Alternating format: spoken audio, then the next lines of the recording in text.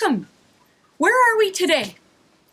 The last video we were in amongst the bees, and we talked about that this is the time around the May long weekend where people get busy and plant up their vegetable gardens. So we're in a garden. Usually we're in Pollock Park, but today we're in a garden. We're in someone's garden who has created the ability to grow edibles amongst their flowers. So we are definitely thrilled to be at one of our Richmond Garden Club members, Karen Hackinson's home in sunny Steveston, and she's going to show us all through her garden. Hi there, welcome to my garden. This is really the area where I sit and relax, but I have a secret garden and it's through my gate. At this time of year when you walk into my vegetable garden, you hear buzzing, and I have bumblebees all over my cranesbill geraniums. There's other different types of bees in there as well and other pollinators, but it's just alive with these buzzing noises. I have also this bellflower flowering here, and the bees will come and eat from here. I have the native nodding onions, which I eat, and the bees again love these. And I have chives in amongst here. And against my fence, I have roses, which are really for me more than anything else. And the white flower you see is a pyracantha from the other side that I'm growing on the north side of the fence. And again, pollinators absolutely love it. And on this side, I have a climbing hydrangea that's come over. And again, all for the pollinators. At the far end, I have a clematis, and amongst the rows, I have a clematis as well. And so I have lots of flowers in here. But as you can see, I also have vegetable beds. And I start at this far end, and I'm growing all sorts of things, from potatoes and asparagus and rhubarb and cabbage and lettuces and winter squash and summer squash and beans and peas and fava beans and eggplants and tomatoes and kale, lots and lots of kale. I'm growing all sorts of things. And if you look through my garden to the far side, you'll see that my neighbor has started a vegetable garden as well. My neighbors moved in January, and the backyard was empty with the exception of a rhubarb plant, and built beds about 6 weeks ago. And so he has a brand new vegetable garden, and it's doing amazingly well. One of the most important things in a vegetable garden, actually any garden, is figuring out where the sun is. And I'm squinting, the sun is right up there, but it's actually the south is in that direction. I get sun in the morning from the east, and I get sun in the west, the setting sun in the evening. And throughout the day, I get sun. The sun, of course, is lower in the sky in the wintertime, so January, February, March, the sun only comes about as far as here during the middle of the day. But throughout this, as the season goes and as the days get longer, I get more and more sun, and eventually I reach the end of my vegetable beds. This hasn't always been a sunny vegetable garden. For 15 years, this was a shady vegetable garden. And behind there were 20-foot, 30-foot tall fir trees. And so this was all in the shade, except in that early morning sun and the late afternoon sun.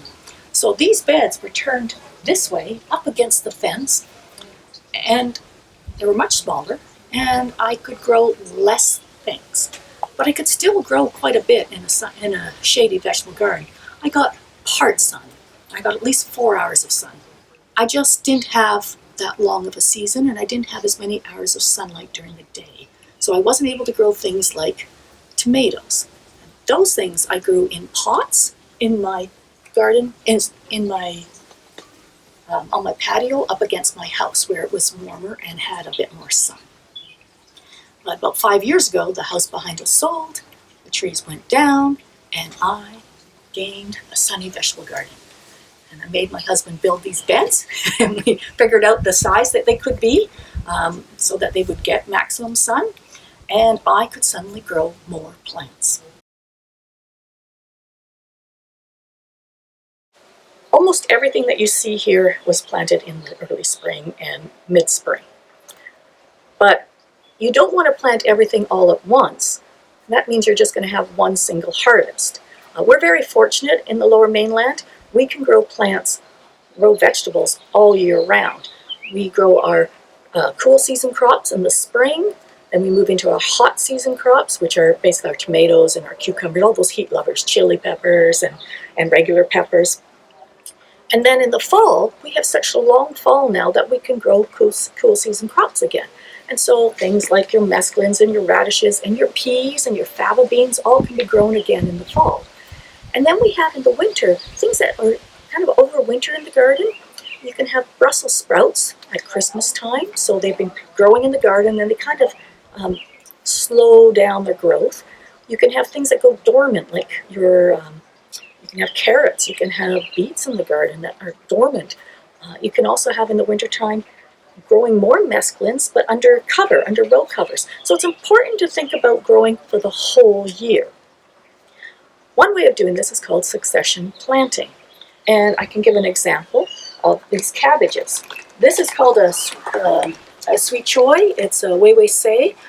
It's a miniature Napa cabbage, so it doesn't take up enough room. You can see I have 4 plants in this spot.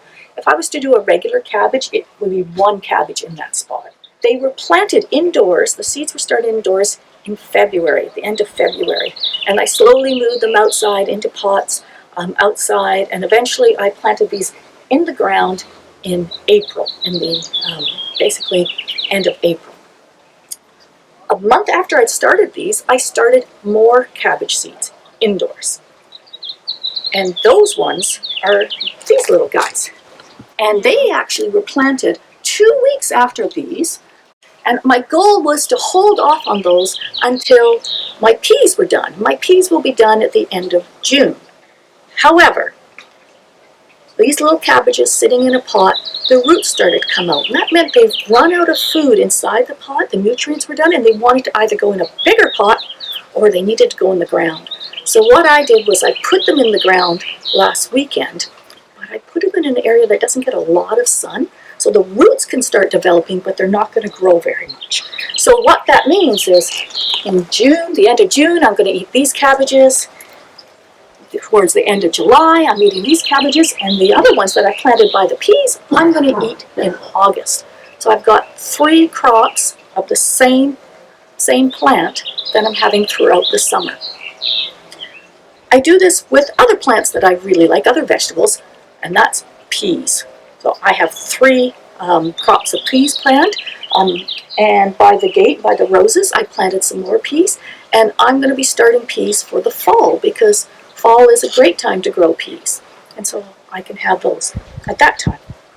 I'm also growing things like root vegetables, so carrots. I have hidden amongst my arugula, I planted carrots at the same time.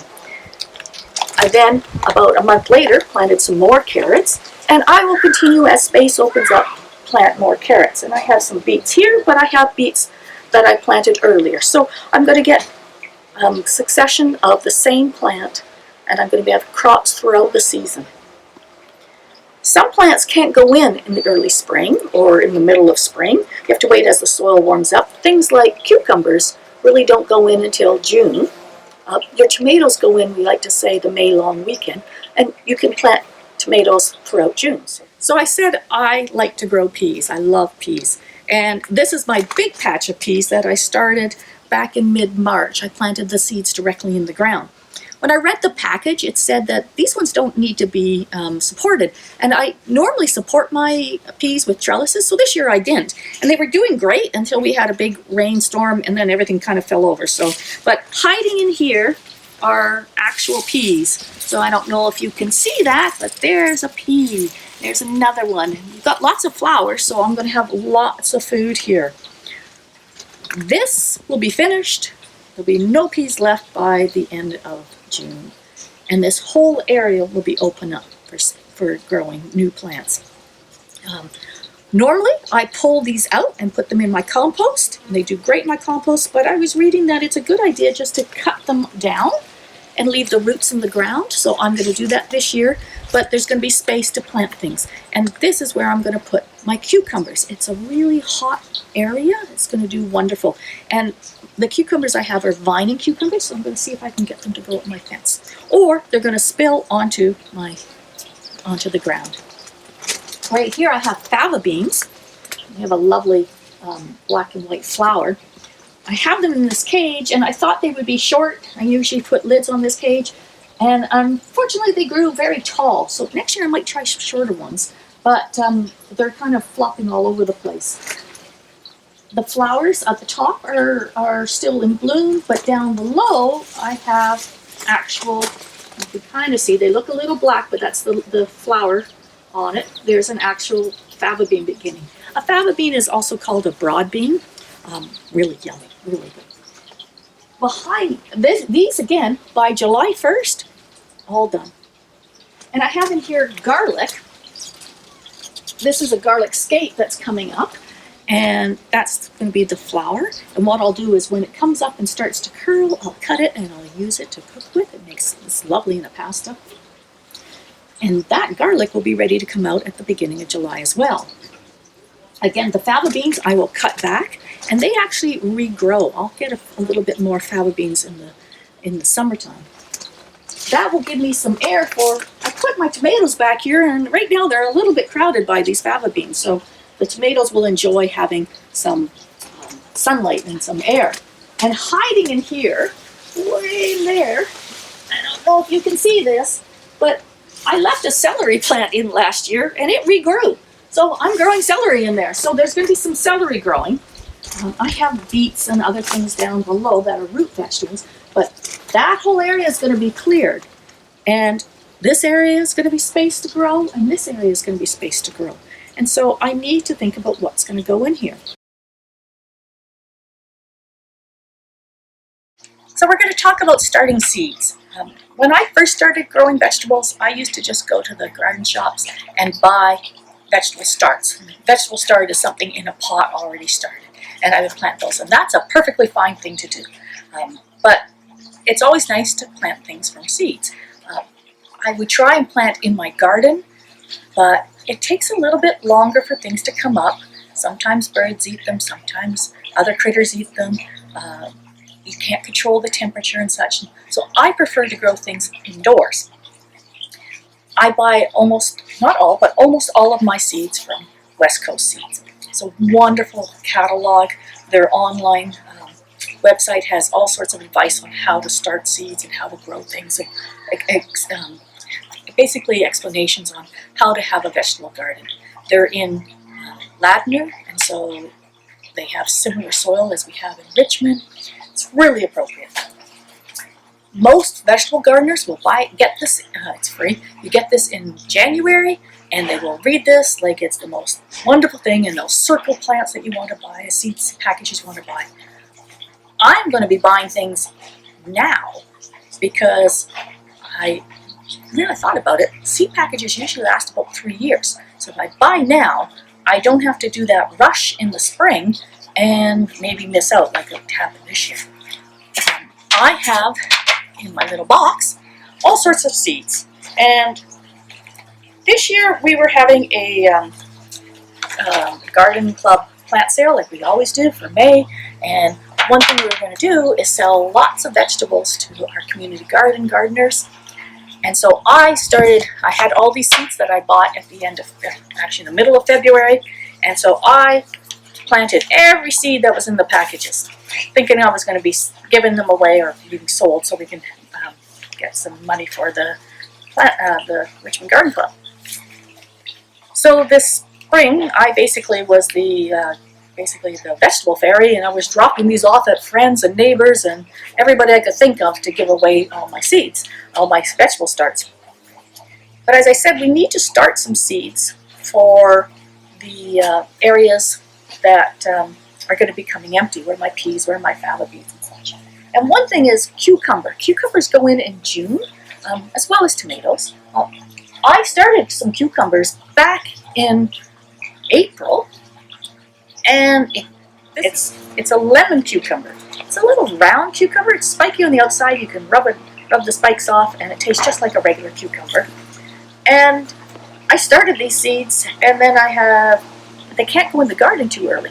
And the plants start getting big and bigger and bigger. So I ended up transplanting it into this big pot. And this is basically started in here and moved into this one. And then end of June, middle of June, this would go where my peas are. I also had started all those leeks, and I had so many leeks. These ones they've kind of stalled in growing. They've kind of run out of food here, and they've stalled. They're kind of a little bit dormant, but I will put them in the garden in a few weeks' time, in a month's time, and they will just take off. And again, those will be for next year's eating, really, or Christmas time. And those are leeks. But we were going to start some seeds, and when I found out I was doing this last week, I thought I would start some seeds to show you what it's like. I went through all my packages of seeds I had, and I found in the bottom of the 8-ball zucchini were 3 seeds in the corner, and in this lemon cucumber package there was 2 tiny little seeds. So I started them last week, and what I do is I have some pots like this, and I wash them first, and then I fill them with potting soil. Always use potting soil when you're starting seeds. However, when I said I started all these seeds that I owned, I ran out of potting soil. And I didn't want to go out and buy potting soil. So what I did was I took my soil from the sea soil that I use in the garden, and I had a bag of vermiculite, and so I mixed the two together, and that provides a little bit of air in the soil. It doesn't get compressed as much, and I started my seeds in here. So I filled these with soil, and I planted 1 seed in each one.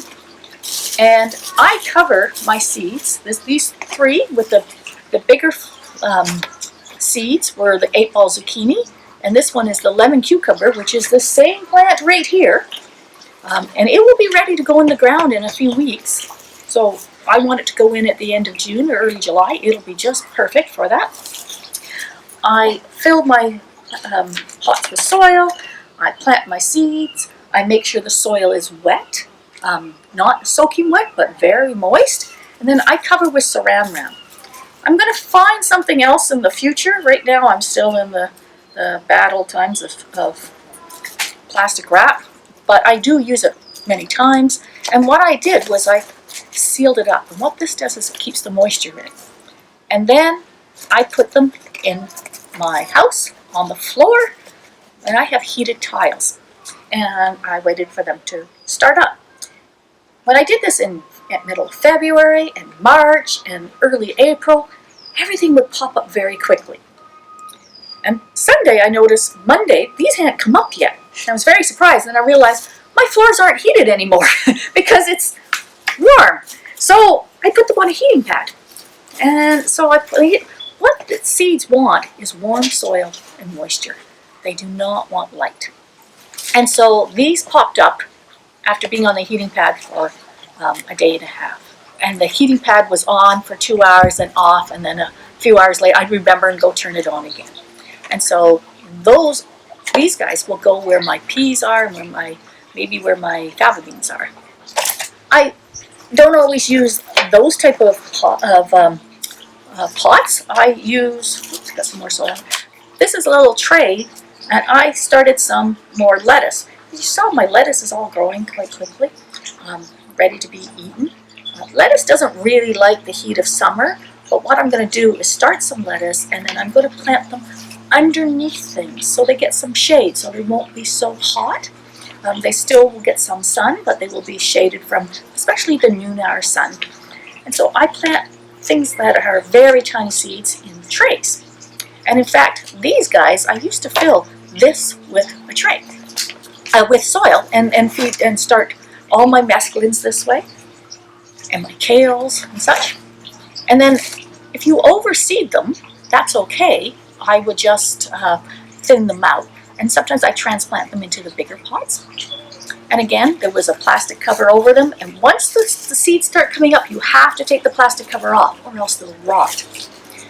And in here I have just started to come through. And I'll see if you can sort of see. These are some peas. And I wanted to show you that you don't need to use pots to grow things. I grow all my beans. That includes green beans and fava beans. And many of my peas, if my peas get eaten in the garden, these things are toilet rolls. It's just a toilet roll. We've been hoarding all this toilet paper. Once we've used the toilet paper, I save toilet rolls, and I have boxes of toilet rolls. I have a container full of toilet rolls, and all you do is you take this cardboard, flatten it again so that it meets. So you're taking a round cylinder and making it into a square cylinder. That's all you're doing. You fold it again, take a pair of scissors, and the first few times you do this, you'll probably cut it too much, but you just cut maybe, I don't know, almost an inch.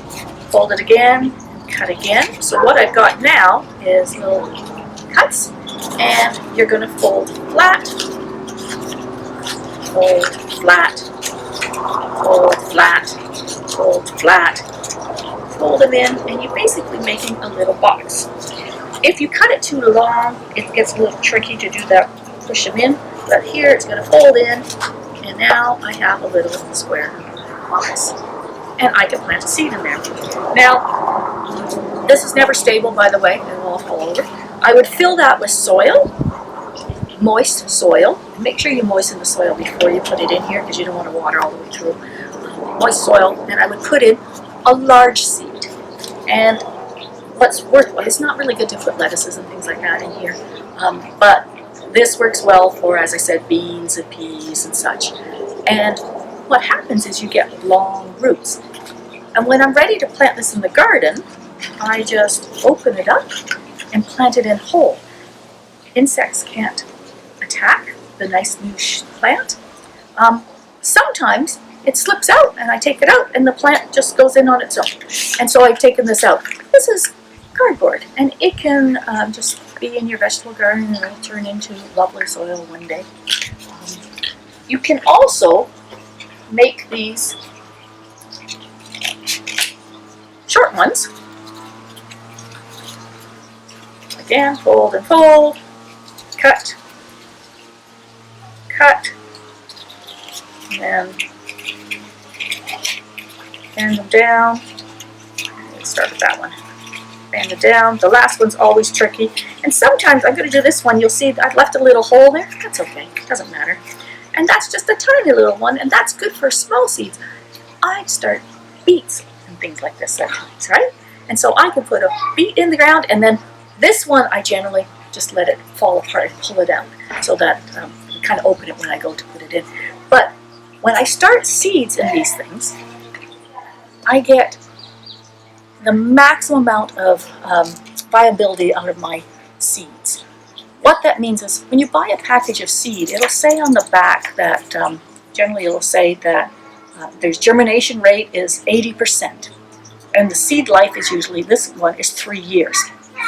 And so I can buy a new pack that was, the seeds were packaged this year, and then it'll be good for 3 years. The third year, the germination rate gets less and less and less. 80% means 80% of the seeds in this package should germinate. When I put them in the ground, I never get that 80%. And I think part of it might be as I water it, I wash them away, I plant them too deep. But when I plant them in here, I get the highest germination rate possible. Again, covered those guys with plastic wrap. When they start to come up, I take the plastic wrap off. And then, now you want to get your seedlings to grow. Seedlings are looking for light at this point. They're looking for sunlight. And when you have them in your house, there's not a lot of bright light, and they want long hours of it. Generally, what I used to do was put them by the window, and then I would rotate them through the day, and just keep rotating and rotating. But often things would get very spindly. And this year in February, when I bought all my seeds, I decided to treat myself to a grow lamp. Very excited about this. This is an LED one, and I don't know if you can see little yellow lines there. Those are LEDs. So when I plug this in, it doesn't get hot, and it doesn't use very much electricity. And this one comes from a company that's out in Langley, and it's called Sun Blaster. They come in 2 foot, 3 foot, and 4 foot lengths. They're a bit pricey. It was the best birthday present I ever bought in February. My birthday's in July. But it was worth it. It was worth it.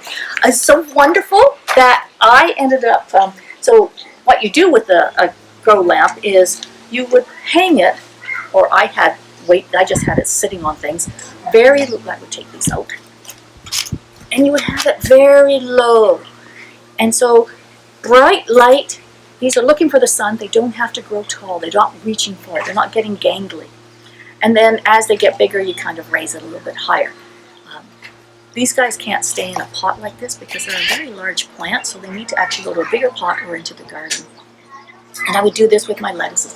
And I was so proud of myself that I was producing plants that looked like you could sell them at a plant shop. That I bought a second one. So I have 2 of them, and it's wonderful. They do take, spread the light over, so quite a bit of area.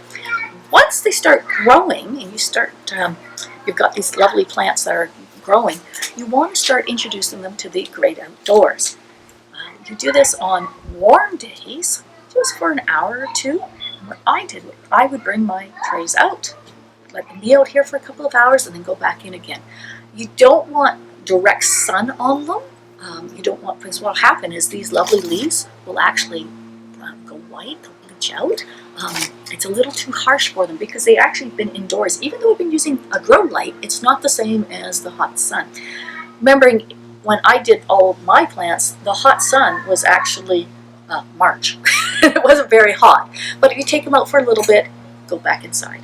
And I would just keep doing this every day. I would be lifting out plants outside, and then they would at one point be outside all day long, still spending them going in the nighttime. Then I would move them to, I have behind me a cold frame.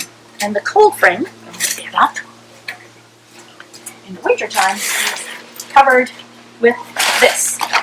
And it has a zipper in, and I would put the plants in here, my trays of seedlings in here, and they would stay warm at nighttime, and then I would open them up and bring them out during the day. If it was an ugly rainy day, I might leave them closed, or I might just open it up and let the air through, but I wouldn't let them get soaking wet. And this continued all through March and April and May of moving my plants in and out, in and out. Eventually, the plants get big enough and the soil outside, my vegetable garden gets warm enough that I can plant them out there. Now, it's summertime or late spring, and I want to start things for the summer. So what I have here, my 8-ball zucchini and my lemon cucumber is really a heat-loving plant, so they're going to be growing in July and August and providing me fruit in August time. I also could be starting things that are for the winter. That would be Brussels sprouts or cabbage, things like that, the brassicas. But I didn't buy those seeds. I was planning on getting them later. And so as I said, I'm going to actually order them now, and so I can start them so that they can go in my garden at the beginning of July, so that they will be growing through the fall, and I can either eat them in the fall or I can let them go through the winter. And so this is seed starts. Very important thing to do, very fun thing to do, make you feel like you're a real gardener. And once you've got them going, it's time to put them in the garden.